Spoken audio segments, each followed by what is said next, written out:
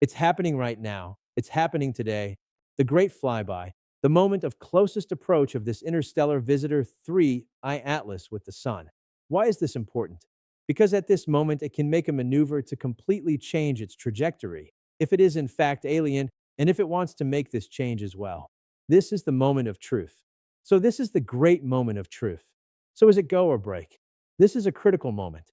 It's not definitive to be sure if 3I Atlas is in fact alien or not, but it's critical to be sure if 3I Atlas, if it is alien, has the intention of coming toward Earth. Do you see the difference? In other words, it doesn't mean that, if it doesn't make this maneuver, then it's not alien. It doesn't mean that today a maneuver could be happening if it is alien and has the intention of intercepting our planet. After all, what is 3I Atlas? What are we left with? With artificial intelligence to try to have some vision, including quiet. The other agencies are all still quiet. Everyone's quiet. By the way, it's worth pointing out something very interesting here. We have new images of Atlas. What you're seeing is 3I Atlas. What image is this? It's from NASA. Who released it was Avi Loeb. He got these images. It was the PT mission, which is a constellation of satellites that monitors solar activity. Here they managed to capture 3I Atlas through stacking. And here we can see almost nothing. Here we see the object well defined, but with the star trails. Here they removed the trails. Then we can get an idea without the stars there to interfere. And here we have it with contrast, with enhancement. Notice that there isn't even a trace of a comet tail. And the image we're waiting for, that one hasn't come out yet. No, the image we're waiting for, that one hasn't come out, which is from High Rise. By the way, here's High Rise leaving the note. The images of the interstellar comet 3I Atlas are considered of great scope for NASA. So it's NASA that should release them, despite the University of Arizona being responsible for the High Rise instrument. Look, we don't want to put on the tinfoil hat, but seeing this, isn't it strange? I think it's strange because, there are people buying the idea that, NASA has no way to ever hide anything, folks. It doesn't hide anything. I would say, excuse the language here, it's because, one thing is if it never happened, then it's okay for you to completely defend NASA because there was never evidence. But, it's not enough for everyone to talk about NASA. Look, there's something strange here. Look, there's something strange there. We have evidence that NASA hid, at least hid one thing. So, if you don't have access to this evidence, okay, you defend NASA. Now, if you already know about this and still defend NASA, it's like the convinced cuckold. Because, one thing is everyone talking that your girlfriend, your wife, or your husband is there. Look, is with so and so there. Look, I saw them on the corner. Up to there, it's okay. You're not believing. Now, if after you have proof of this and you keep defending and you keep going, it's not your choice. Then you're too meek. Choice. Yeah, you're too meek, male or female. Sorry for the language, folks, but that's the reality. Who after this, and no, and NASA even made things worse, because now it's part of national security, there it's part of the NSA. It entered this same role of secret things. Exactly. It's part of national security. So now it can officially shamelessly redact things. It's more or less what it already did before. It already did. And so we have this magnificent image here. Very, very cool. Showing their 3I Atlas. Very cool. By the way, it's kind of behind me. And what's happening right now? 3I Atlas is passing today at 203 million kilometers from the sun. It's receiving 770 W of solar energy per square meter. This was written by Avi Loeb. I talked about go or break there.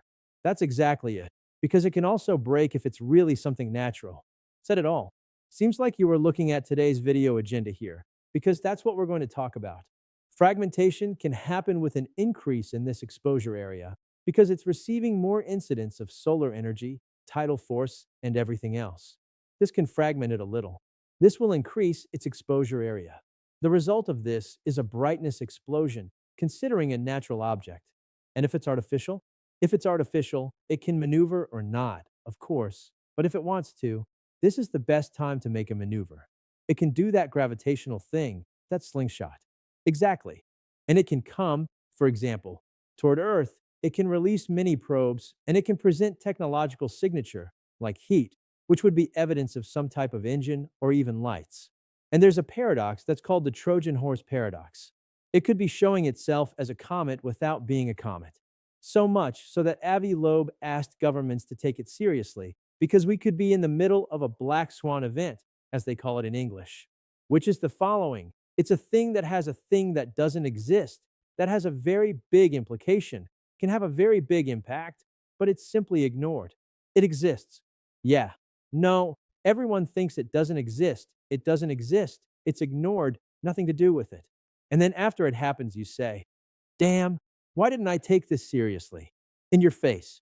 And like space agencies, they spend billions of dollars to detect microbes on other worlds.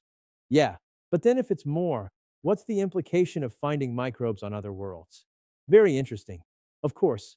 So you spend billions to have that. It wasn't Avi Loeb who said that. It was he himself who said that. And by the way, he talked about it on Joe Rogan's podcast that came out. By the way, I'm going to watch it today. I didn't have time to watch it yet, but I'm going to watch it today. It came out yesterday. Wow, in the interview with us too.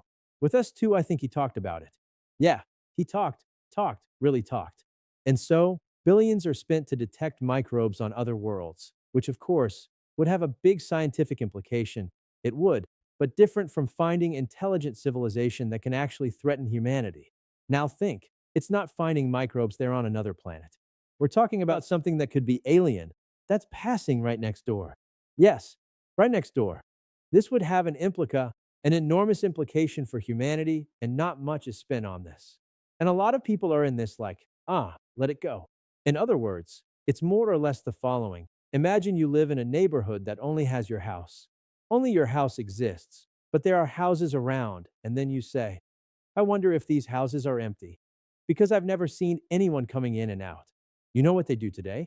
They spend billions on very expensive equipment, super complex, to try to see if there's a microbe at the neighbor's door. But almost nothing is spent in comparison for you to see if the neighbor's mailbox is receiving mail or if you received a letter from the neighbor. Yeah, you don't even look in your own mailbox. You notice that? You having a neighbor, in fact, right? And then you stay there inside your house saying, like, neighbor doesn't exist. Yeah, neighbor doesn't exist. But you're looking for microbes in the neighbor's house. Yeah, got it. What do we have now for observation chances? On November 3rd, the JUICE probe, in addition to this magnificent one we had now. Look what a magnificent image we had of 3I Atlas, once again showing zero comet tail, showing zero comet characteristics. It should be exploding in brightness, right? It should be exploding in brightness. By the way, look how interesting an image here. You know what this is? This is the 2-meter twin telescope that observed Comet Lemon, now that's making a huge success. Comet Lemon and Comet Swan. We're having a swarm of comets in the solar system for some reason. And this is Comet Swan. Notice something. Let's compare. Here, look. In yellowish, we have the direction of the solar wind. So here we have Comet Lemon. Here we have the front. Let's say that's facing the sun. Sun. The sun is which way? There. Look, it's here. Look where I'm showing with the mouse. The sun is here. So here we have the front. Let's say of Comet Lemon toward the sun. So we see here like a wave coming out. You noticed here, look, a wave coming out because the comet's material is being hit by the solar wind. And here we have, look, this smoky thing, the creation of the tail toward the back, which is normal and everything. Remember the image from the 2-meter twin telescope of the 3I Atlas object? Huh, look at this, look. The direction of the sun this way. You noticed? Here is the front of the object. Where's the undulation that's typical of a comet being hit by solar wind? Here it becomes much more evident making this comparison. On the contrary, here it shows a jet forward. Here it doesn't have any jet forward, and it becomes undefined here in the back because a lot of dust is coming out. Here in the back, it's extremely defined. 3I Atlas. It's a lot. Look at the difference, folks. The difference is glaring. You saying this is just a comet is absurdly ignorant. It's absurdly ignorant. And in a way, it's not just glaring, it's also terrifying. Because when we see the difference, look, it's very obvious. It's very obvious. This is one that seems more natural indeed. Yeah, look at this here, look. In this case here, look, this is the back part of the comet. The sun is that way. So this is the back part of the comet. Look here, look. You can see that we don't advertise other things because sponsoring the truth is for you, and then we do the service for you. You exactly.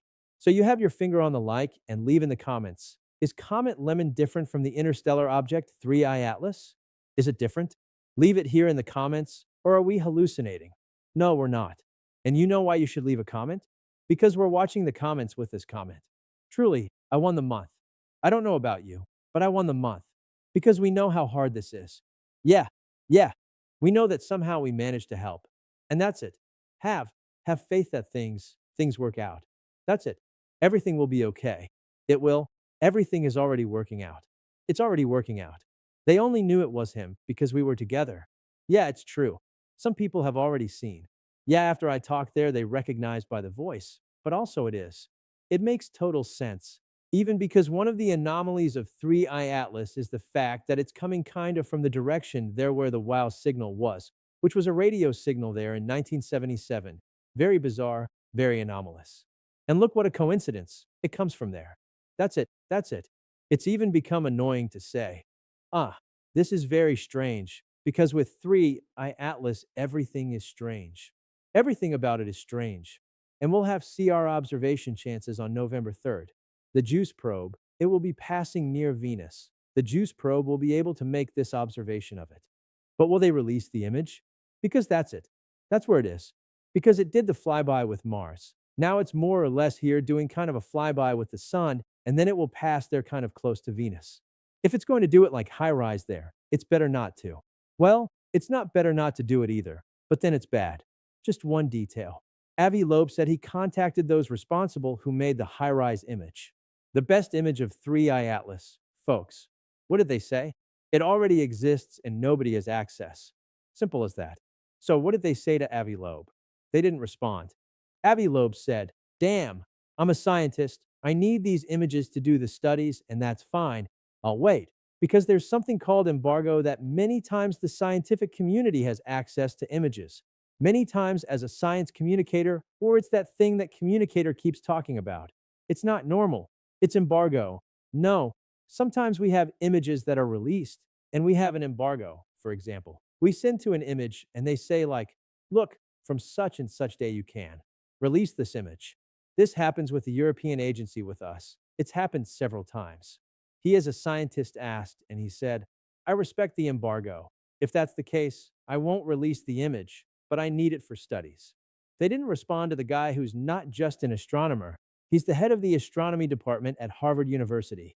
No, then you already see the size of the absurdity we're living in. But there are those people who don't let it go. It's nothing. It's nothing. It's people who walk around with a little cloth in hand like this, little cloth in hand like this. Look, a squeegee in hand to keep making excuses. And so, on December 19th, the Galileo project, it will monitor the sky because it will be the moment of closest approach to Earth.